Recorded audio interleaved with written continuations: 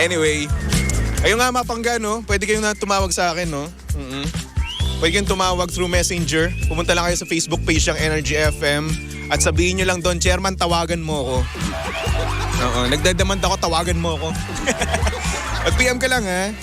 Para nang sa ganun, matawagan ka through Messenger para makausap mo si Baby Toby, maka-shoutout ka at syempre masabi mo ang iyong confession sa buhay. Confess to me. Tama ba yun? Ay nako, ay nako. Uy, good morning nga pala sa mga nanonood sa akin, no? Sa Facebook Live, no? Good morning kay Joe Morados. Uy, Kuya Joe, kamusta? Maritoni, hello, good morning. Carolina, good morning. Corazon, good morning. Jolina T, hello. Ganda naman ang apelyido mo, T. Tibay ang lakas ng loob. Uy nga pala, no? Congratulations kay DJ Lindsay. Panalo siya ngayon. Nanalo siya ng FM Radio DJ of the Year. Female Radio DJ of the Year. Galing-galing. I'm so proud of you. Kaso nga lang ang walang hiya. Nag-send ako sa kanya ng sweet long message. Grabe ang reply sa akin, hahalang. Kaya ayoko nag-e-effort eh. Mag-e-effort ako, magta-type ako, napagod yung daliri ko. Tapos magre-react lang ng haha, yun lang reply. Aba naku. Di dapat ganun. Yari to sa akin mamaya, no? Bubudulin ko yan ng bubudulin. Panalo eh, di ba? FM Female Radio DJ of the Year. Nako, makakasama natin yan mamaya. Excited na ako. Excited na rin ako sa libre niya, no? Ano kaya? Samgyup, Wolfgang. Oy, once again, congratulations sa Lindsay. I'm so proud of you. Proud bunso here. Sabi ni Richard, good morning DJ Toby, magpagupit ka na. Pengi per pang pagupit. Kala nyo ba murang pagupit dito sa Manila? Ang mahal-mahal kaya 500. Uy, hindi na para sa gupit kong barbers. Uy, naku, hindi. Uy, 500 para sa barbers. Mahal-mahal. Diyos ko, 500. Pang ilang araw ko ng pagkain yun. Naghahanap nga ako ng si 50 lang eh, kung meron eh, di ba? Kaso wala. Good morning din kay Ray Tanhay, hello. Siyempre kay Lourdes, kay Ria, good morning. Kay Ces, good morning. Listening here in Tondo, Manila, hello. Watching from Japan. Sabi ni Lester, ang sarap mo, Baby Toby. I know. Gusto mo bang matikman ang sarap ni Baby Toby? Come here, baby. Masarap kasi ako magluto, ganun kasi yun. Ayaw kung ano-ano naisip nyo, ha? Grabe naman. Anyway, eto na nga, speaking of masarap, no? Mukhang may hindi masarap na natikman itong ating sender. Kaya naman ipasok na natin yan at alamin na ang kanyang confession dito sa TT in the Morning. Oh yeah, TT in the Morning. Why? Ang aga-aga ha. Tell Toby in the Morning. So Eddie, eto na nga, no? Merong hindi ka aya-aya na natikman ang ating sender na si Che. Alias niya yun, ha? Hindi niya tunay na pangalan, okay? Sabi niya dito, hi Baby Toby. Gusto ko lang i-confess na ang John Tot ng jowa ko. Hindi ko matiis kapag may nangyayari sa amin. Talagang may times na ako ang umaayaw dahil sa amoy niya. Bakit puro amoy yung kino-confess nyo sa akin? At ayun na nga, ang dami ko nga sinasabi na rin sa kanya na maligo ka muna bago tayo mag-do. Kaso ayun, konting pawis, bumabalik na naman. Ano pa po ba ang pwede kong gawin? Mahal ko siya pero hindi ko kaya. Maraming salamat sa oras mo, Baby Toby. At more power sa inyong estasyon.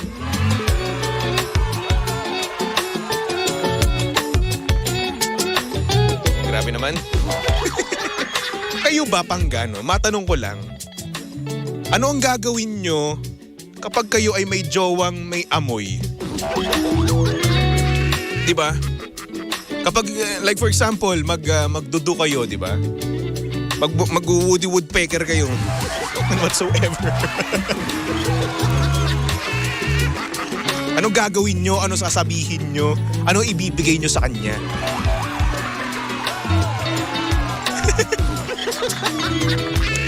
Ako para sa akin kasi, no?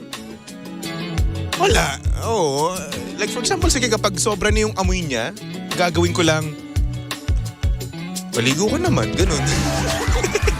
At least, di ba, yung totoo yung sinabi mo sa kanya.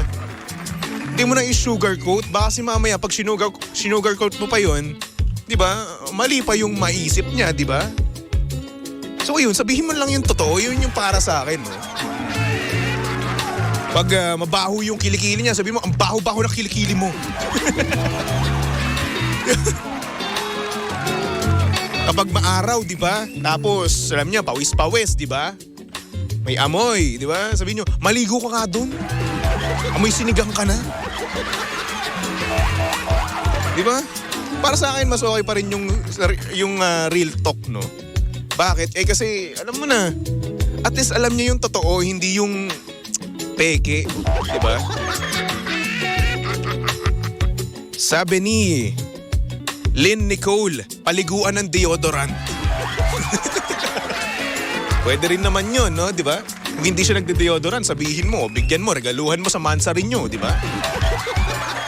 Eh, parang pangit naman nun, no? Regalo mo sa Mansari, deodorant. Bigyan mo ng bouquet, no? Tapos puro deodorant nakalagay. Walang iya.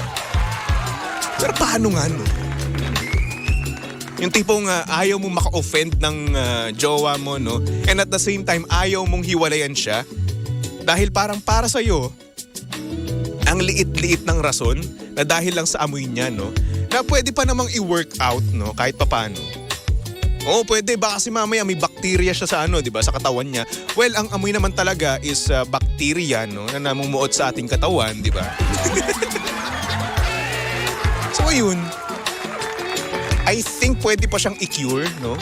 Pwede pa siyang i-work out. Or hindi naman kaya pwede mo lang tiisin, no? Na baka mamaya, kapag kayo ay tumagal na, no? Masabi mo rin sa kanya na, uy, mag-deodorant ka naman, di ba? Baka kasi mamaya, nahihiya lang kayo, no? Nahihiya lang kayo sa isa't isa kasi nga naman, baka mamaya, bago-bago pa lang kayo, di ba? Wala pa kayong 1 month, wala pa kayong kung ano mga, gaano pang ka-experience sa isa't isa, no? Nahihiyaan pa kayo, nagkakahiyaan pa kayo sa isa't isa. Baka ganun lang. Oo. Baka mamaya in the near future, no, pag 1 year na kayo, 2 years, 4 years, wala nang hiyaan yan. Diba? Sabihin mo na, oy, babe, ang bantot ng kilikili mo. Oy, mahal, ang bantot mo, maligo ka dun. Oy, mahal, amoy alipunga ka na naman. Maligo ka nga dun, diba? Pero yun na nga, no? Madaming paraan para masabi sa mga partner natin na mag-freshen up muna, no? Lalong-lalo na pag kayo ay magkakaroon ng happy hour, no? Yan ang gusto natin, no? Happy hour. Kasi nga naman, tama nga naman siya, no? Na minsan, nakaka-turn off yung amoy ng partner mo kapag kayo nag-happy hour. Diba? Minsan, yung inyong init sa katawan nawawala, di ba? Tila bang kalagitnaan lumalamig. Di ba? May ganun na instances kapag pag meron kang naamoy, nakita, or hindi naman kaya nasabi, narinig na nakaka-off, no? Parang yung emotions mo, yung drive mo, no? Wala, nawawala, no? Kaya naman, gaya nga nasabi niya, no? May times na siya mismo ang umaayaw. Di ba? So siguro grabe na yun, no? Di ba? So yun na nga. Tayong mga lalaki, no, Pangga, ang karaniwang kasi naririnig ko no?